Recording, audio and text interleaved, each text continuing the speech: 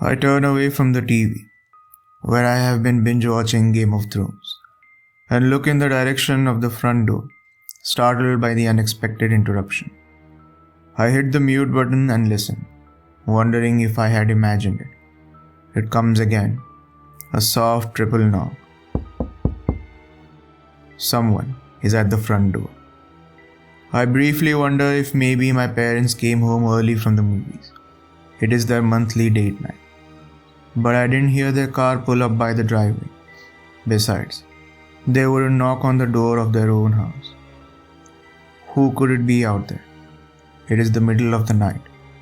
We live way out in the country, miles from the nearest neighbors. And I sure as hell wasn't expecting anyone. It comes a third time. I stand up from the couch and hesitantly approach the front door, feeling a little apprehensive. I am alone in the house. It is the middle of the night, and some mysterious person is outside the front door. Various grisly scenarios play through my mind, culled from a dozen or so home invasion horror movies I have seen. Suddenly, I am acutely aware of just how isolated my family home is. If something happens and I need to call 911, it will take the police and ambulances a good while to respond. I arrive at the front door just as the knocking. 3 soft, evenly spaced knocks. Just like before, comes the 4th time. Who is it? I call out. A moment of silence. Then a voice speaks from the other side of the door. It is a girl's voice. She sounds young, maybe my age. Please, I need some help. There's been a car accident. My boyfriend's hurt. Please let me in. And I need to use your phone. Instinctively, I reach for the deadbolt, but my hand hesitates before it makes contact. Something is wrong. Her voice is too even, too calm, almost monotone. Her tone doesn't fit with the information she had just imparted. She sounds like a bored teenager going door to door, selling coupon books for a school fundraiser. I tell myself to stop being paranoid. She could just be in shock. Still, I am reluctant to unlock the door. I creep to the window beside the front door and carefully draw back the curtain, peering outside. The vantage offered by the window gives me only a small view of the porch, but it's enough for me to make out an indistinct, shadowy figure standing in the darkness. I squint, straining my eyes, but can make out no features. I flip the switch connected to the porch light outside, but nothing happens. The bulb must have burnt out. Please, the voice repeats. I need some help. There's been a car accident. My boyfriend's hurt. Please let me in.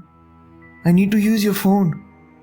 The exact same phrase, in the exact same dull, emotionless tone of voice, as if she's reading from a script. My sense of unease grows. Something is not right about any of this. Why don't you call for help on your own phone? I ask. Or your boyfriend's? A pause. Then, my boyfriend's hurt. I need to use your phone. Please let me in. My unease shifts to a nascent trickle of fear. What's your name? I ask. I need some help. There's been a car accident. My fear intensifies. She sounds like a recorded message.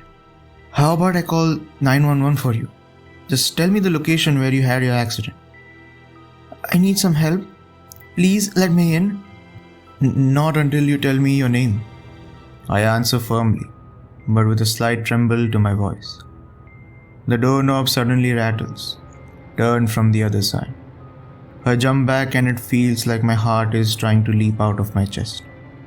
The doorknob rattles back and forth, violently, but the door is still locked. Hey! I shout. Stop that! Get out of here or I'll call the police. Immediately the doorknob stops rattling. A heavy silence descends. Moments pass and I begin to think that it is over.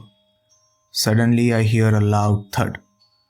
The door quivers in its frame as the unknown visitor slams their body against it from the other side.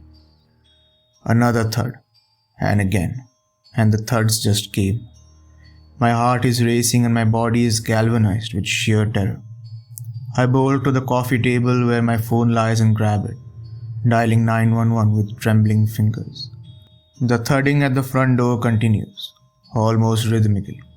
Each impact makes my heart jump. 911, what is your emergency? The voice says on the other end of the line in a routine manner. Fighting back the panic that threatens to overwhelm me, I give the dispatcher my name and address, then tell them that someone is trying to break into my house. The dispatcher tells me officers are on their way and advises me to find a place to hide until they arrive. I don't need to be told twice. I sprint up the stairs to my room, slam the door and lock it, then duck into my closet and close the door. I huddle there in the dark, shaking. I can still hear the muffled, intermittent thuds at the front door below. An eternity seems to pass. Then I hear another sound off in the distance that causes relief to course through my body. Sirens. Faint but getting louder as they approach. Abruptly, the thudding stops. Silence for several minutes. Then a heavy pounding at the front door that almost makes me scream. But it is not the thudding that I heard before. It is the sound of someone pounding heavily at the front door in an official way. An authoritative voice booms up from below, bellowing, "Is anyone in here? It's the police." I know I'm safe now. "I'm coming," I yell, leaving my hiding place and exiting my room, running down the hall and scrambling downstairs. I can see flashing red and blue lights through the windows. As I approach the front door, I hear a man's slightly muffled voice mutter out loud in apparent bewilderment. What is this? I don't know if he's addressing this to his partner or just thinking out loud, and I don't care either way. I have enough presence of mind to say, "Don't shoot, I'm the one who made the call," before I turn the deadbolt and open the door. My two uniformed saviors stand on the porch, one of them looking at me, the other staring down at something on the porch, with an expression of disgust, both of them seeming baffled. I am so focused on the welcomed sight of the officers that at first I don't even notice the smell of what is lying on the porch. Then it hits me. A putrid reek that sears my nostrils, a smell of rotting flesh. I look down, seeing what is lying in a heap before the front door. A badly decayed human body. It is little more than a skeleton, its bones clotted with mud and a few lingering fragments of rotted flesh. It is dressed in the tattered remains of a formal dress, and a few strands of long blonde hair are still adhered to the skull. In a daze, I turn and look at the other side of the open front door. It is streaked with mud and smears of decomposed flesh. Smears that look as if they were made by a body slamming against the door. One of the police officers is saying something to me, but I don't know what. All sound seems to have faded out. I feel dizzy. I pass out. 3 days later, a pair of detectives stop by to speak with me. We sit in the living room, my parents bracketing me protectively on the couch. The detectives explain that the morning after my nighttime ordeal, a caretaker at a cemetery several miles from my house called to report a case of vandalism. A grave had been dug up, the casket broken into, and the body stolen. Police believe it had all been someone's idea of a sick practical joke, and that they had planted the body on my porch, pounded on the door, and then fled when the police had arrived. I asked the police about the body that had been disinterred. They hesitate for a moment, exchanging an uncomfortable look.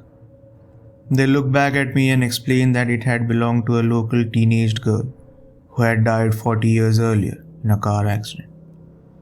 She had been on a date with her boyfriend on a rainy night, and they had lost control of the vehicle and crashed into a tree. They leave it at that and I don't push them. But after they go, I do some research on my own. I find an old newspaper article about the accident online. The article explains that the boy had died instantly in the crash, but the girl had survived the impact badly wounded. She had walked more than a mile to the nearest house, apparently looking for help. This was 40 years ago, long before mobile phones, and had succumbed to her injuries on the front porch, unaware that the homeowners had been out of town on vacation. She had apparently pounded on the front door for some time in vain, bid to seek aid before dying because her blood was smeared all over the wood. The road where the accident had taken place was the same road where my family's house stands, the only house in the area for miles. I look at the date of the accident. It was exactly 40 years to the night when I had heard the knocking. I want to let it go and put it behind me, to forget about the whole thing.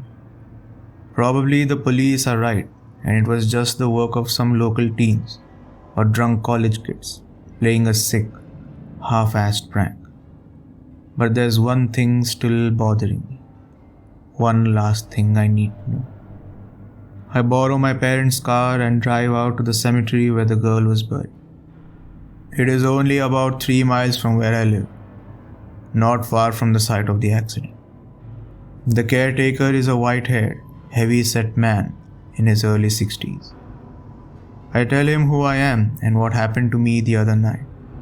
He is reluctant to speak to me about it at first, but I press him until he relents. His face is troubled, and there is something in his eyes, a look it takes me a moment to identify. Fear. He explains that when he found the disturbed grave, it didn't appear to have been dug up from above. There were no shovel marks in the soil. Instead, it looked as if someone or something had tunneled up to the surface from below. He had called the police and watched as they exhumed the casket. A large hole had been smashed through the lid, and when the police had opened the empty casket to examine the interior, he had seen something else. Had just glimpsed it for a second, but a second was enough. There were scratches on the inside of the splintered lid. Scratches made by fingers.